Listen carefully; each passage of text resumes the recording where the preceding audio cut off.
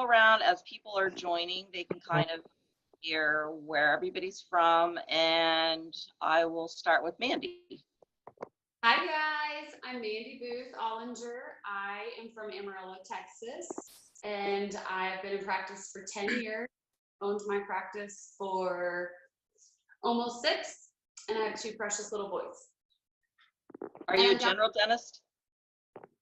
A general dentist, yes. And Neetu? Hello, everyone. I'm practicing in Sugar Land, Texas. I have experience for 10 years, but I recently bought a practice almost 7 months ago. And yeah, and I dropped Connection Dental. I'm taking 4 plans right now. And I have 2 little girls, and I'm married to my childhood friend. We are married for 12 years now. And Dr. Audra. Hi, everybody. I'm Audra Ward. I'm a periodontist from the Kansas City area. My practice was a scratch start about 10 years ago, so I've been in practice for 10 years. And I started out taking 5 or 6 plans, and I've dropped all the way down to 2 and about ready to go to 1, hopefully very soon. And Dr. Linty, the rebel. The rebel. Well, I'm Linty, and I have been practicing, at least I opened a practice for about 7 years ago, have 3 kids, and because I like to be a daredevil, I drop my plans really fast and I'll go through it. That's a daredevil. And Dr. Patty Erickson. Hi, I am from Wisconsin, and I've been a general dentist for 15 years. I have owned a practice for 8 years, and I got really mad at dental insurances last summer and dropped every single one that I was in network with at the same time. That was a total of 7 plans at once, and that was last summer. So. Wow! Yeah, you beat me too. Well, that's got to be a good story. Yeah. Okay, so let's see. Let's go with the one that dropped 7 at once. Let's start with that story because you know that takes a lot of nerve. So you got mad. You said I'm done, and then what happened? I was inspired by a letter I got from Delta of Wisconsin last July. They sent me a letter just saying, FYI, in September of 2018, these are the fees that we will be paying you from now on. And they were 10% less across the board than the reimbursement that I was currently getting. And I called and talked to Delta and said, could we negotiate this? Can you consider my situation? These fees are not going to be supportive of staying, in business, is there anything? And they said, and no, and goodbye. And I said, well, fine, I'm leaving you. And then I started thinking about the logistics of explaining to patients, we're out of network and the conversations that were going to be happening. I started looking at all of the other insurance companies that I was being reimbursed, not that much better than what Delta was proposing. And I said, I'm going to do this all at once. I'm going to rip the Band-Aid off and deal with all of the patient management issues at the same time so that I never have to do it again. And so for you, did you feel as though that was a good decision? For me, yeah. I'm a risk taker, and I like to just get to the point. So I'm happy, very happy with my decision. I definitely don't think it's the right decision for everybody, but I'm very happy. Okay, I think the person that's dropped the next large number of plans is Linty. When did you make that decision? How long ago? 2 years ago. So okay. I dropped 6 insurances, 7 insurances 2 years ago, but I did it 3 months apart just to be, I couldn't beat you, Audra. Somebody had to be. Oh, no, it wasn't me. It was Patty. Oh, Patty, sorry. Patty. So yeah, I didn't do that. So Yeah, so I started with 3. I was done with insurances, but part of the reason, and this is something I really want to let everybody know, I didn't do it at a whim. So even though I do sound like, I do things without thinking, it was not true. I had way too many patients. I could not manage. We were out 3 and 4 months just to put in a patient, and hygiene was out about 8 months. It was ridiculous. We closed down all new patients for a whole year. And then after that, I realized, the ball's in my court. I'm going to call the shots. So I dropped 3, and I always had coaches with me. So it was always guided. It wasn't just, I did my numbers. I took the risk. They didn't recommend dropping 3. I said, I'm going to do it. I dropped 3, waited 3 months, and I dropped another 3. And I said, what's going to happen? So nothing happened, and it just kept working. Then I decided, it's going to be Delta's turn. So I waited for Delta, and I waited till last year, and I said, I planned that out, and what I did wrong was I was at 30%, and that 30% converted to 50% or 55% because people switched over to Delta. And Delta patients started fighting me. And so 6 months, we started telling patients that we're not going to be holding Delta anymore. So informing them, and then took the plunge about 4 months ago. So did you send a letter, or did you verbally just tell them when they were in the office? We gave them letters. We called them, reminded them. Delta sent them letters. Everything was done. Okay. All right. Dr. Audra, so you're down to 2 plans? I am. I could not go that route. I was much more strategic in my planning. I was not under a capacity issue. Like some of these ladies were, struggled with or had a lot of capacity problems, and they couldn't get more people in a timely manner. I didn't have that. So I was also under coaching at the same time, and I highly recommend coaching just because you can have somebody to really bounce ideas off of. So I took a very slow, methodical, strategic approach to it, or I'm kind of still in the middle of that. And I pulled what my percent revenue was for every plan. And I looked at how much, not what I was getting paid on the fee schedule, but what was my actual revenue, how much, if everyone left off those plans, how much percent of my revenue did I stand to lose? And that's how I decided to I dropped 3 plans nearly immediately because it was a very small percentage of my total revenue. And then I got down to 2 plans that were tied for 10% of my revenue. So I just asked my office manager, okay, who's the biggest pain in the rear to deal with? And that's the one that went next. The one with all those extra, you sign up with one and then you're in network all of a sudden with 3 or 4 different carriers, and you're like, was somebody going to tell me something? So that's the one we dropped next that was responsible for 10% of my revenue. And now I have that other one that's left that's about 10% of my revenue, and then I have the big workhorse Delta. And I am going to plan and talk to my patients knee to knee probably 2 years in advance of dropping Delta, and my referring doctors, because my referrals dropped when I wasn't in network anymore. Because the conversation wasn't as easy. And so that's where I'm at. And I loved having a coach through the process. All right, that sounds good. Dr. Chandra, how did you go about doing yours?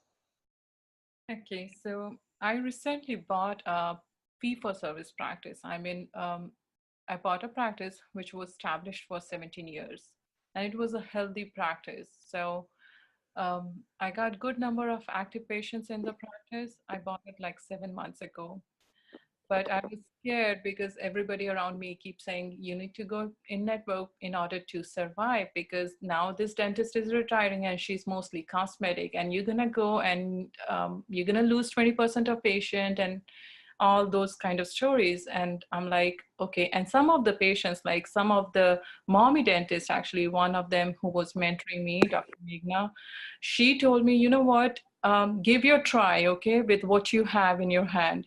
And if you cannot bring enough for yourself, then start going in network.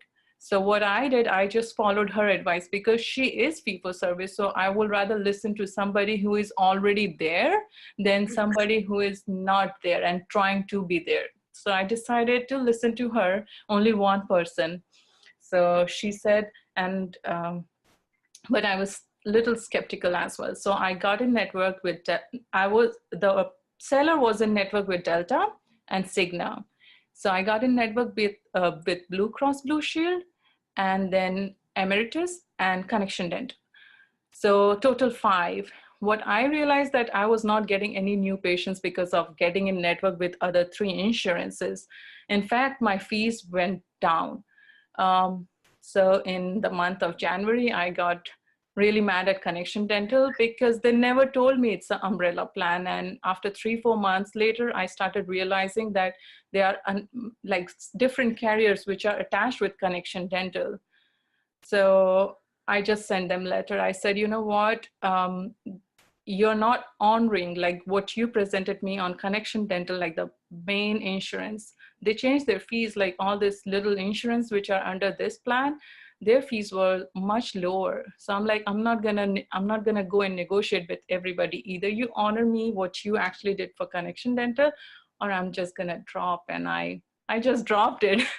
I just sent them the letter about my termination. I'm like, I'm not gonna continue. I'm not getting any new patients, so I'm not having any incentive for me to keep in network with you. So I dropped. How many plans do you have now?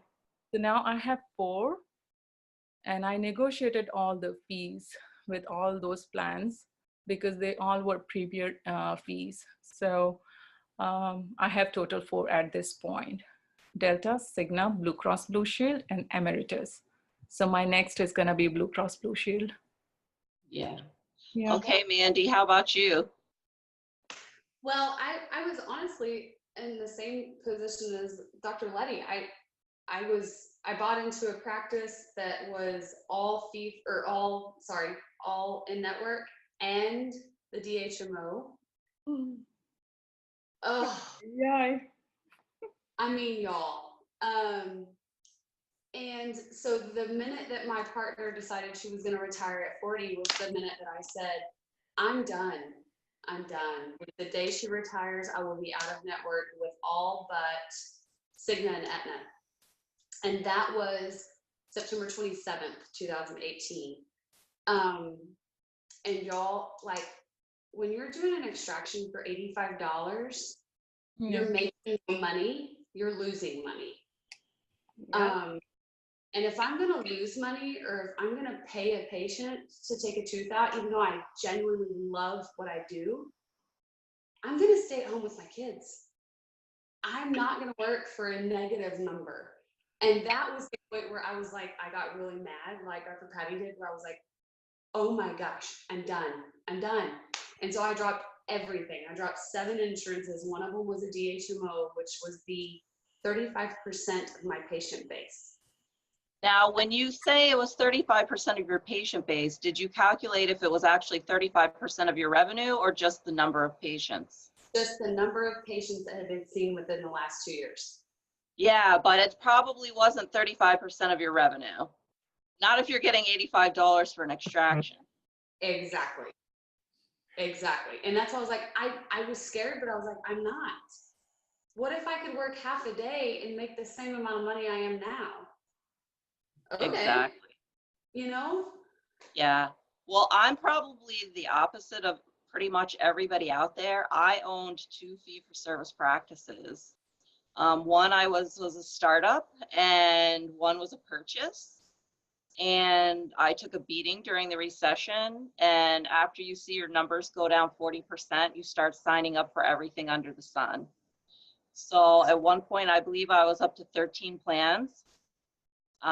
Because not only did our area take a beating in the recession, everybody was upside down in their homes. Nobody was going to the dentist. I would say 20% of my patients lost their jobs. That means they had no insurance. And the people that did have jobs were so upside down in their homes, they weren't going to spend money to go out of network, even if it was $5 or $10. So then I worked for several years figuring out that I wasn't making any money, but I was doing more work. My revenues went up, but my take-home pay went down. And so I systematically dropped one by one over the last few years. And now I'm down to, I believe it's 4 plans. One, I just sent a letter today saying I'm done. That's why I'm counting 4. I did have 5 until today. So I sent a letter out today inspired by the fact that I was going to be telling people how to drop plans. And I said, well, I'm going to drop another one today. So I'll be down to 4. I usually drop 1 in September, and then I honor the existing fees till the end of the year. And then starting in January, we start over. So I'm going to go to this list of questions as to who actually sends out advance letters to patients. Anybody that sent out advance letters of dropping plans? I'm sorry? Did you send out advance letters? You said you called, you sent letters. Yeah, Only for Delta. just Delta. Just Delta. Mandie, did you send letters? Only for the DHMO, because we couldn't even like give a See them courtesy. at all? Yeah, we couldn't see them at all. So we sent them one, we called them, we explained why. And I got really candid and basically told them, like, I think you deserve to be treated better than like cattle that my husband raises. I'm sorry, but I'm not going to do this anymore. And only one patient has stayed gone Wow, good. That's good. on the DHMO. Yeah. So did anybody else send out letters? No letters for me. It was all knee-to-knee conversations. And Yeah. that is where you can capitalize on the relationship. And somebody asked a question about, was there a drop in revenue? And actually I saw revenues increase. Mhm. I was working less for more money. And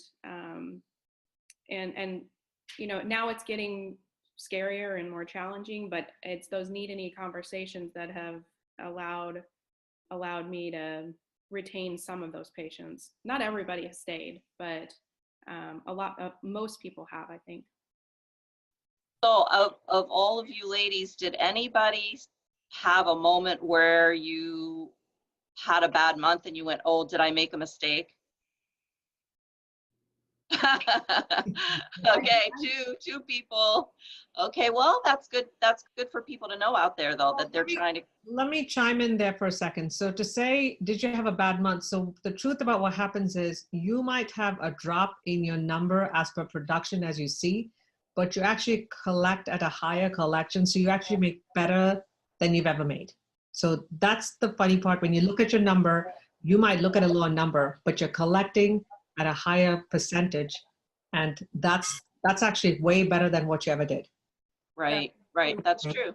Yeah, the collection went higher for me. Like it's like 100% we are doing right now. Yeah, it makes a big difference. Yeah. I think that's what people are worried about. They're worried about if the chairs aren't full, they're not going to be making the same amount of money, which is actually not true. I think everybody here would agree that the overall, the revenues actually go up because the write-offs are going down. Right. If I'm going to say it in percentages, like 100, let's say we're supposed to collect 100,000 and the write-off is 30% and you'll get 70,000. So let's say your month was making only 90,000, but you collect 80,000. Right. So it's a difference of 10 when you look at it, but you actually made 10 more.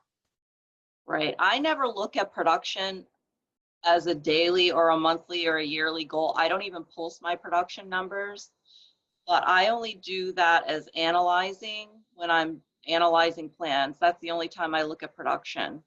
And I don't count numbers in terms of what number of patients were on my plans when I dropped. I looked at numbers as to what my write-off was as a percentage of my revenue. So my biggest plan, the reason I dropped my biggest plan in 2017 was I had written off $100,000 with that plan. And I said, how many new patients do I need to make up that $100,000? And I just did the math and I said, you know what? I can spend $30,000 in advertising and I can make up that $100,000 and still, and it worked. I was up 22% the next year after dropping that plan in collections. I'm going to answer a question here which says, did you change your fees your fee schedule when you dropped insurance? I did. I increased it actually by 10%. I did some, not across the board, but certain procedures, yes. I adjusted some fees that were, I got a fee analysis essentially, and I looked to see, okay, where am I sitting here? And I wanted to be kind of 75th to 90th percentile, and I just adjusted every fee to fit into that when I did it. I'm into 80 to 90 percentile of my area fee schedule. So I kept my fees the same. So did anybody notice when they dropped the plans, a lot of patients going and then months and months later coming back? Oh, absolutely. But it might be a cycle that can run anywhere from 6 months to 18 months. Yeah, I've nicknamed those patients boomerangs. So when they get mad and they say, oh, I want my x-rays, I just say, well, I'm guessing that's going to be another boomerang. I personally haven't seen that, but I'm in a different situation since I am a specialty practice, and because there's other good periodontists in my area who are also in network. So I haven't seen that many patients, return to me. And I have had a hit in referrals significantly. So I've gone sort of off to how you guys would do things. I've got an in-house plan. We're marketing direct to patient. I still enjoy my relationships that I have with referring doctors, but those dentists who were sort of in network, they're not sending to me anymore because their patients are so driven by that. So I've had to go and sort of change around my whole advertising. I had to actually start advertising, so I started that a couple months ago. Yeah, that makes sense. So Dr. Patty, how do you feel now that you're free of all insurances? Do you feel as though you have a hard time getting new patients, or are you in an area where it's not really a problem? So I have a situation where my office is currently being renovated, and so it's I don't want to market to new patients right now. I want to market to new patients as soon as my renovation is completed, which is going to be soon. So I've just, when I went out of network last summer, the last insurance company, I had to wait 3 months, and so that was sometime in November was the last time, the last plan that I went out with. And so I kind of wanted to let the dust settle a little bit and kind of see, so who's going to stay and who's going to go and how many existing patients will I have left, and be well established as an out-of-network dentist before I start bringing in new patients. So that just kind of an idea of let me get going here as an out-of-network dentist and have the verbiage and get experience with how this happens, and then I'll be very experienced as an out-of-network dentist for new patients. That plus the fact that my office is very under construction. I don't want new patients coming to that scenario. Old patients are like super excited for me and happy about the progress. New patients would just be like, well, that's an interesting situation. So I absolutely am going to market to new patients. I'm going to market to patients who don't have insurance. I'm going to go to retirement communities and try to be their dentist and just, meet and greet and show, try to have that type of population who isn't interested in having all of the benefits of an in-network dentist. Right. There's a question here that was, it said you used coaches to help you through this process. I don't want to bring up any specific names, But I do think if anybody wants to send a private message asking about the coaches, I will tell you, I've worked with 3 coaches in my career, and so they're all good at different times in your career. But I'm sure anybody would be willing to answer the question as to, you know, one-on-one who they would recommend as a coach. I'm going to say I used coaches, but I was very specific. Every coach I had a purpose. I told them what I was looking for. So I've also had, I'm currently my 3rd coach, but everything is very specific. Whether one was to guide me with systems, one was to help me with dropping insurances, one is to change me to a lead practice. So everything has a purpose. Mine's very purposeful, but I've always been guided to make sure I don't miss a step.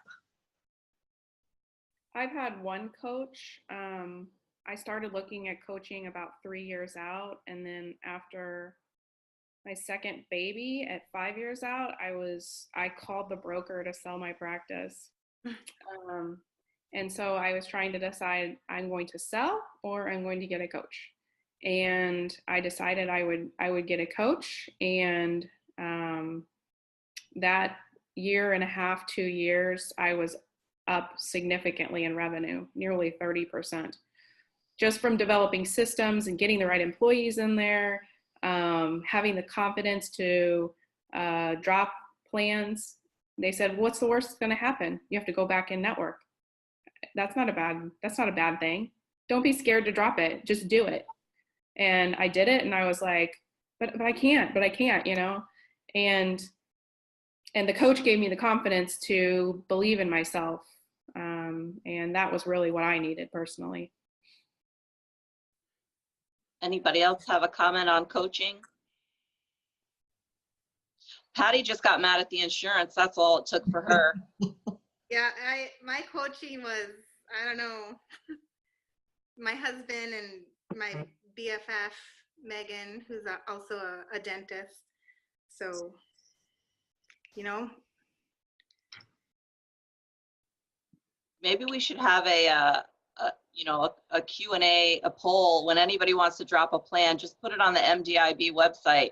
Should I drop this plan, yes or no? Well, the answer is always going to be yes. Yeah. Yes. Yes. All right. So Mandie, what if you had to give your favorite piece of advice to these ladies that are on the fence about dropping a plan, what would you say? You're worth more than what they want to pay you. And it's not worth your neck and your back and your time to be treated so poorly. So if you want to work smarter and not harder, which sometimes takes working harder in the beginning to get to that point, then do it. I don't look back at all. I haven't regretted it for a second yet. So Dr. Chandra, what would you say to somebody that's on the fence? You know, oh, I don't know if I should do it. What would you say to help them over that fence? I'm a risk taker, and I recently bought a practice. I just did it because I don't want anybody to tell me, like, I'm an honest person and I don't want insurance to bring all this baby insurance underneath it and not disclosing me anything in the beginning. So I'm like, just decide to do it and do it. I mean, things will fall in place because pretty much even my production is affected, but my collection is 100% for last 2 months. So, I mean, I'm okay. I'm okay. Well, because you're getting paid for what you're doing. You're not working for free.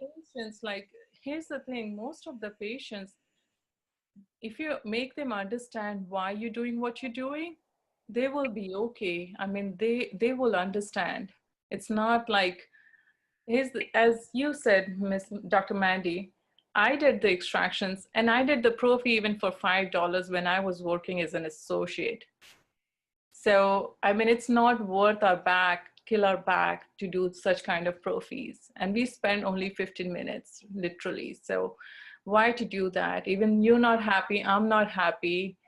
So no, not that kind of dentistry. I'm not the right person for you then.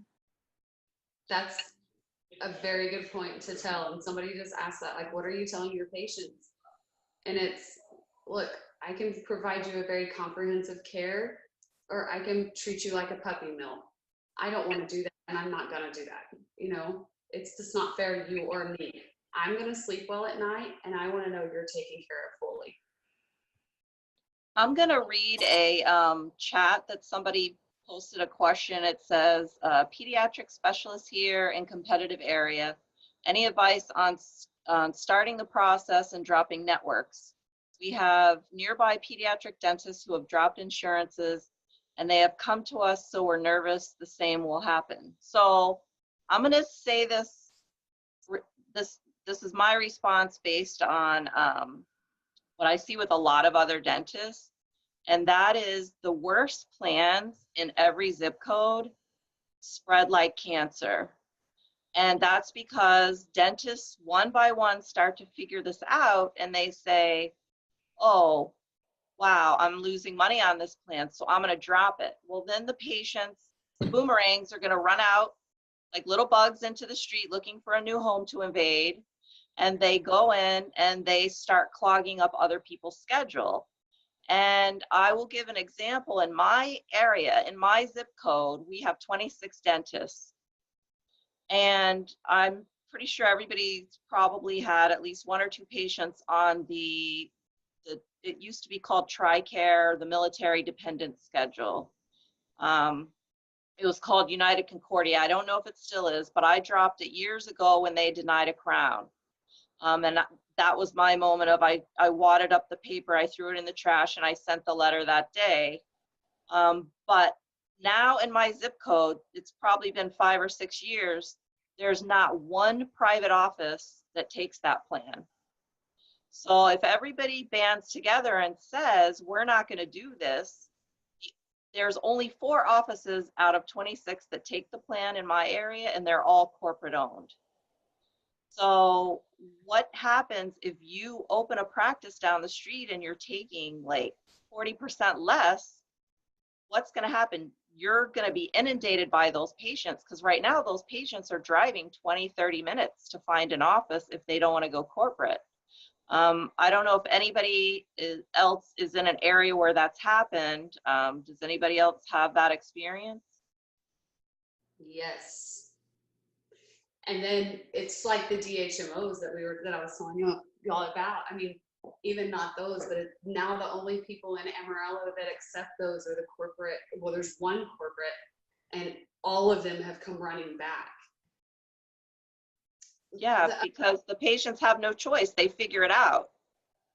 And they come back with eyes this big, and they're like, oh my gosh, you're not going to believe what just happened over there. And I'm like, I can only imagine. But sometimes too, a lot of those patients, I feel like, and I don't know, maybe you guys can enlighten me on this, but they're not comprehensive care patients. They come in when they have a toothache, and you don't see them again for 3 years.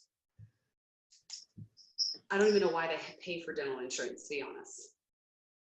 Has anybody started a new kind of in-house plan to kind of offset the patients that have these really bad plans that they don't get a lot of choice? Has anybody started a savings plan? Okay, Dr. Audra. Yeah, I did a huge overhaul. I got a new website. We have online chat. We have an in-house plan. You can sign up through LocalMed. We're going to be doing, I'm trying to sort of figure out how to stand out amongst everyone else. And part of that was developing that in-house plan.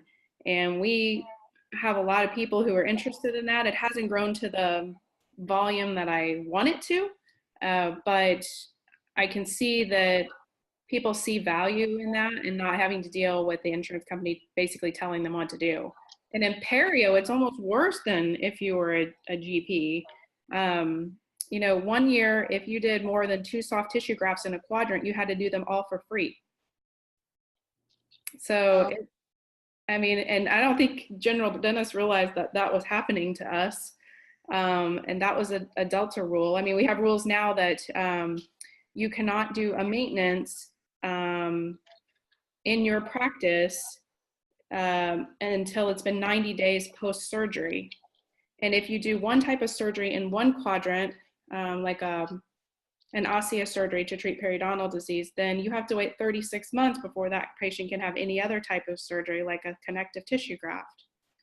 So when we bill out connective tissue grafts, we get paid 1/4 of our fee for the second tooth. And whenever we do crown lengthening, 2 teeth is considered one site. We're only getting paid 1 tooth, even though we're doing 2. So it's really, really, really bad. So this in-house plan, I don't have to deal with any of that. You know, it's so much nicer. So I'm about ready to promote that big time, but it's brand new for us. Okay, I'm going to answer. Let me see if I can figure out. This is funny. Somebody just said they saw an EOB for an extraction for $27 today. Do they think they should drop the plan? Hell yes. I mean, it costs $200 or $250 an hour to run my practice. I did the math and calculated that out. And then I decided, oh, okay, what things should I do or not do? So even though I'm a surgeon and I like to take out teeth, and I took out teeth today, I get out the pen and I sign that to the oral surgeon if it's a plan and I'm not going to get paid because it's a loss. Same thing with a biopsy.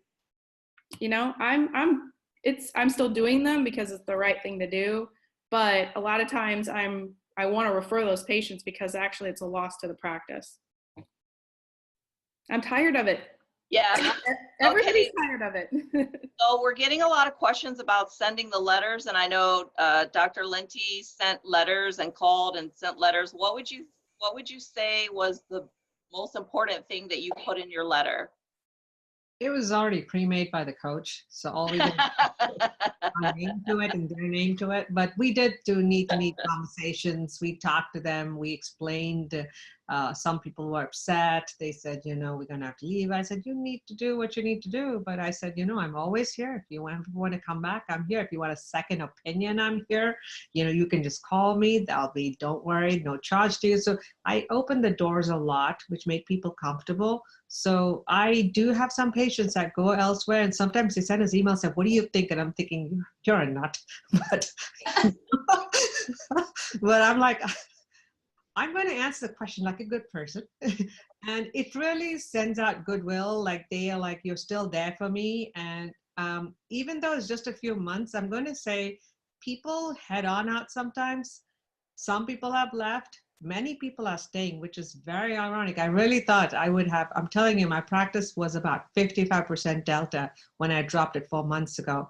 And to tell you that my hygiene is running full, it's a laughing matter because I just dropped everything in the last 2 years and I have 1 more left, and that's getting cut this year.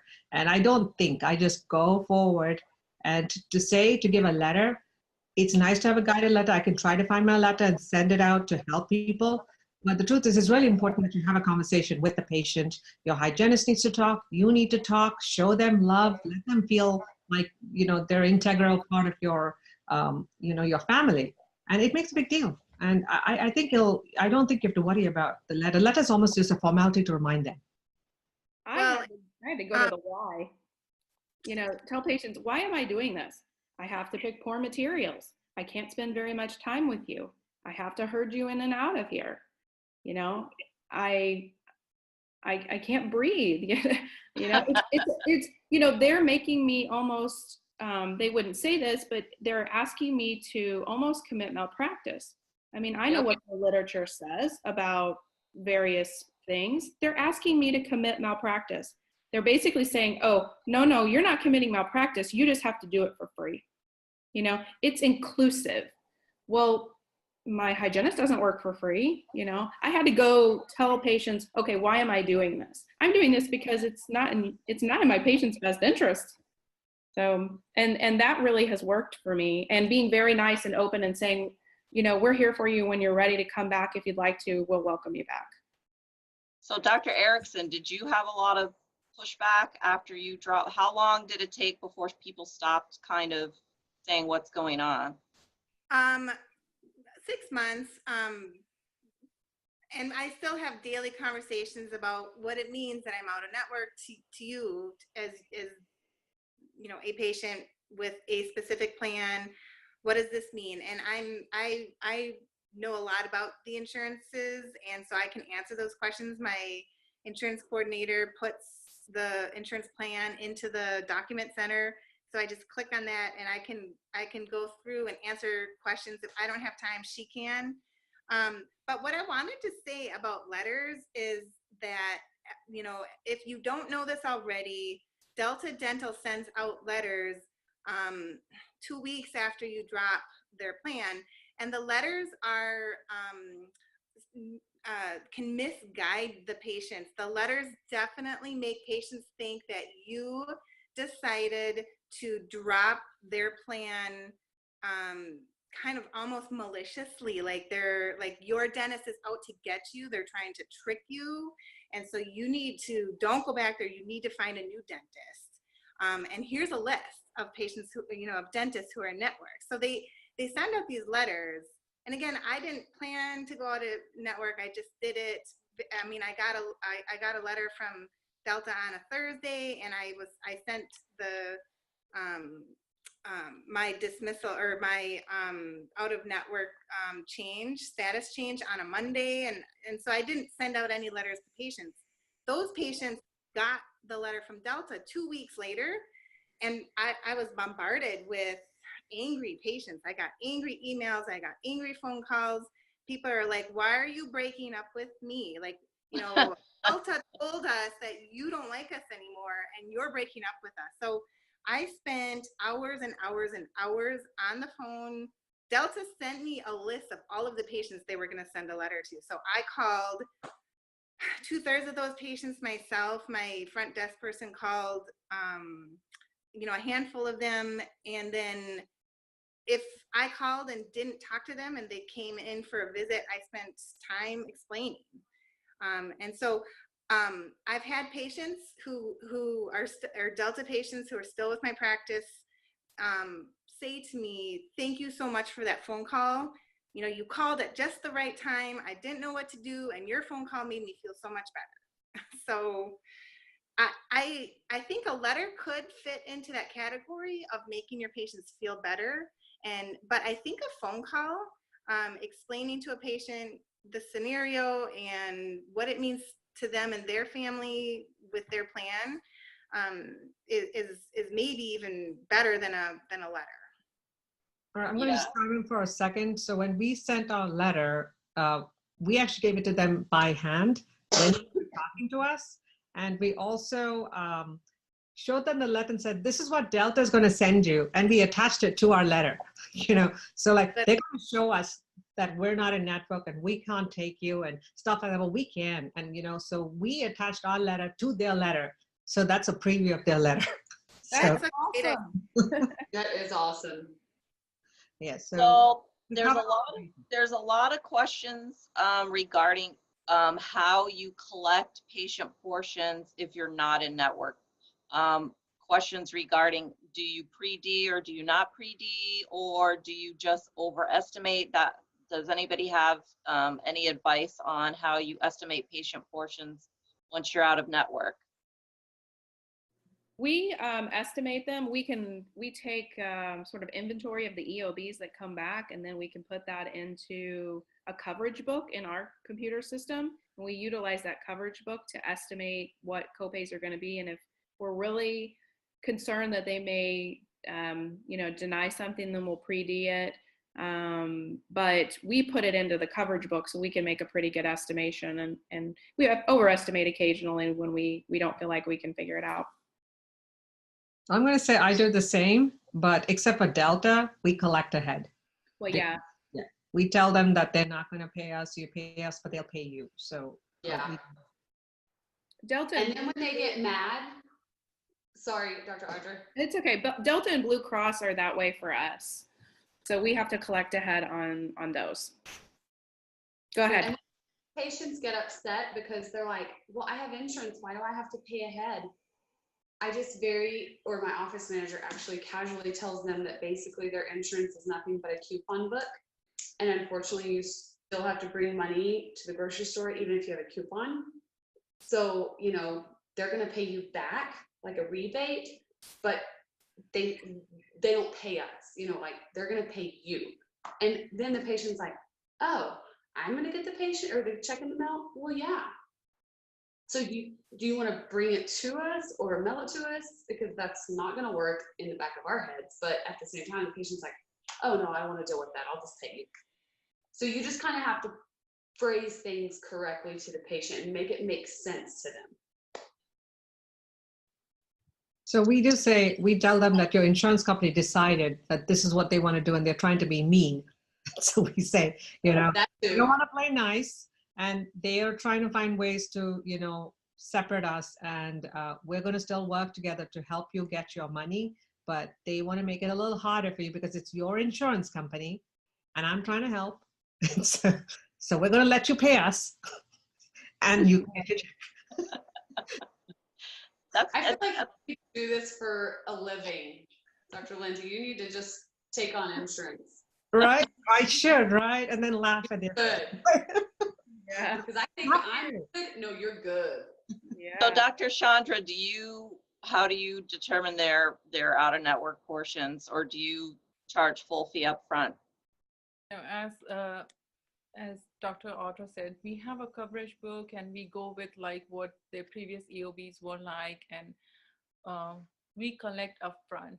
We collect and we overestimate a little bit just in case if insurance is not going to cover. And when patient is coming for crown seat, and if there is any difference, then patient is responsible to pay that difference.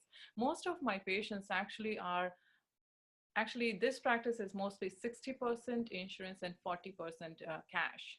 So we have a lot of baby boomers, so they don't even care about the insurance pretty much. We have to present them in office like our select plan in order to keep going.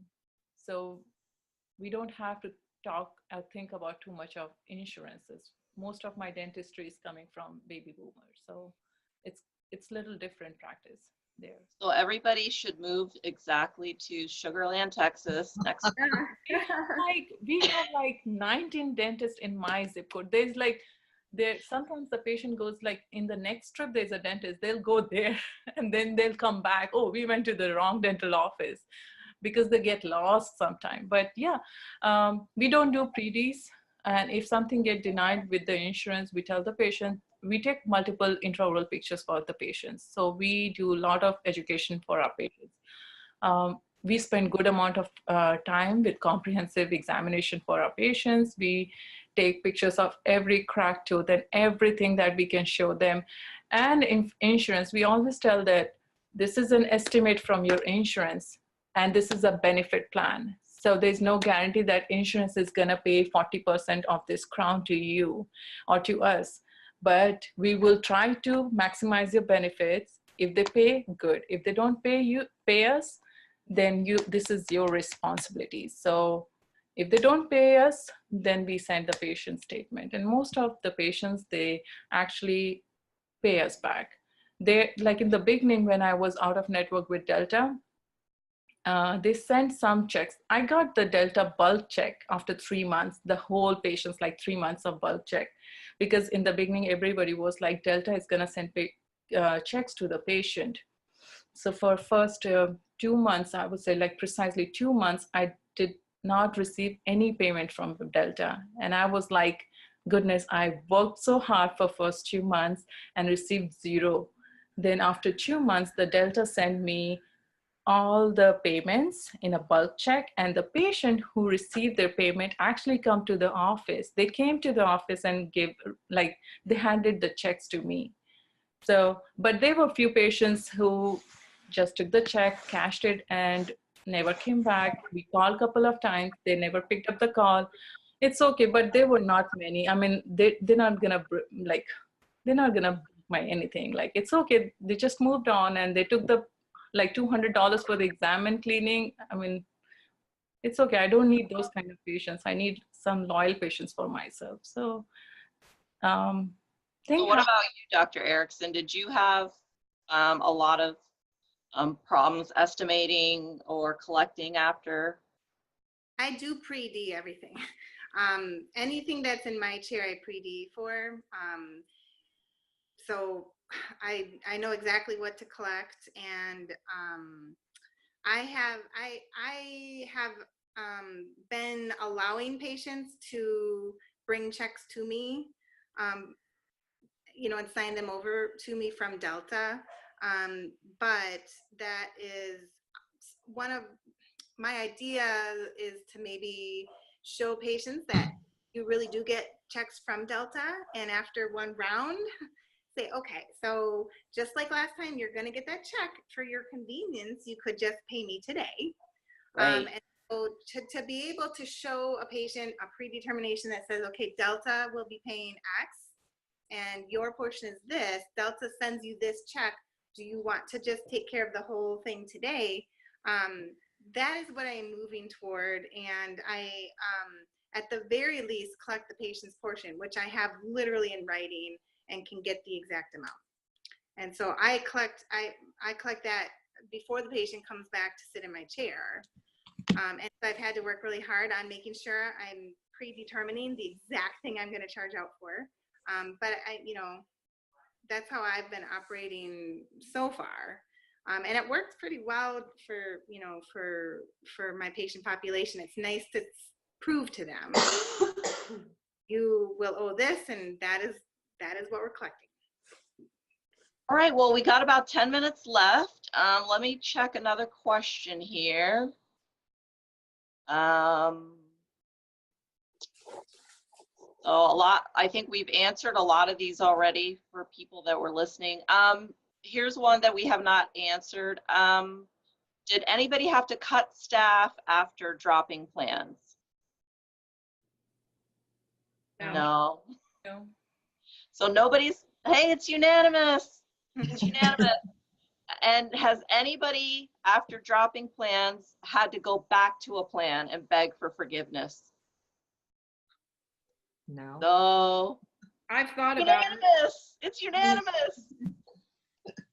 I always answer that question though, saying not yet, because I don't jinx myself. Hey, just hope no recession hits. Exactly. Exactly. Recession hits, I'm going to let them pay me. You know, I'm going to be nice enough to let them do that. Yes. So I have a question here. Did anybody spend more on marketing after they dropped the plans, or did you keep your marketing budget the same? I'm spending significantly more on marketing because I'm going from, you know, seeking referrals from dentists to marketing direct to patients. So my marketing budget it was like 0.5% or 1%, and now it's probably going to be 7%. Welcome to the world of the GP, Dr. Ward. Yeah, so I did increase my marketing too. I thought ahead and I knew that it was going to be a problem because I decided what I was going to do. So I rebranded, new website, new logo, new everything. And then I went out and started marketing before I dropped Delta. So I was all ready. So there was preparation involved. So as much as I say I drop everything, I do my homework too. That's what I'm in the middle of doing right now, is a rebrand, new website, you know, becoming something that they can't find somewhere else. Anybody else up their marketing? Going to, as soon as my renovation is done. So when's your ETA? A few months. So You'll have to send us pictures. Oh, I will. I am adding an operatory, which is ironic because like 2 years ago, I was so busy. I couldn't fit new patients in for 6 months. If you canceled a hygiene appointment, you couldn't get back in for 6 months. My chair was just booked out really far. And I said, okay, I'm going to add it up. And I got approval from the state and the town for my plans. The same week I got the letter from Delta about the fee decreases. And so I literally went out of network at the same time that I was got the go-ahead to start my renovation. So it's ironic, but it's going to be good in the long run. So does anybody else have a last little bit of advice for the people that are listening in? I mean, don't be scared to do it. What's the worst that's going to happen? You know, you can go back and network. The only plan you can't do that with, I believe, is Delta in some areas. They will penalize you. You actually have to pay to go back and network. So, but every other company I've ever dealt with, you know, I was scared to death to do it. And don't be scared. I would add to the fact that you should probably, if you're scared and if you're stuck, get help. And when I say get help, if it's a coach you know, somebody's referred, someone speaking highly of, do your homework, make sure they're a good fit with you. It's just not, don't pick someone just because somebody else had it.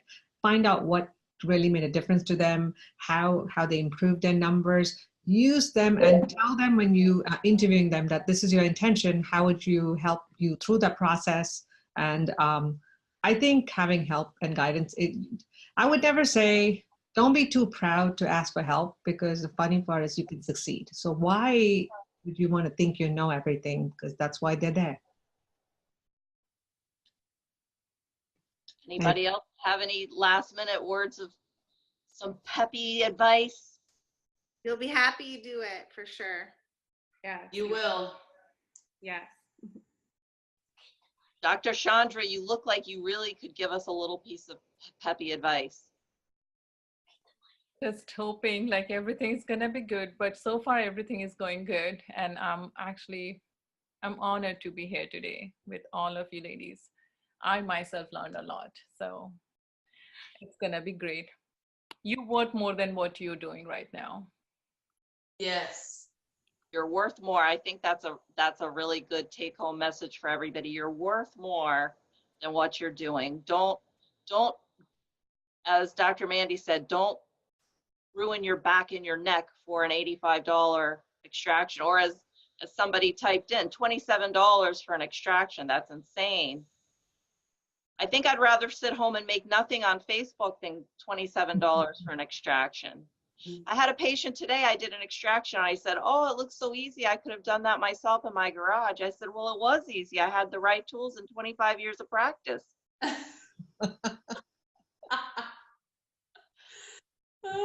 All right, well, I think we're on the end of our little time here. I was trying super hard to be good and run on time, so Grace would be proud.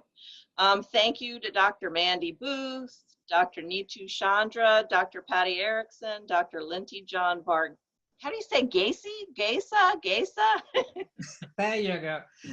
And Dr. Audra Ward. You guys are all rock stars, and maybe by telling everybody your story, it'll give somebody else the courage to drop. I want to see next week a poll of who's going to drop some plans now. I think we should do a poll next week. And it should be Delta. Yes. All right, Yeah. thank you guys so much for spending your evening with us, and we'll see you around on MDIB.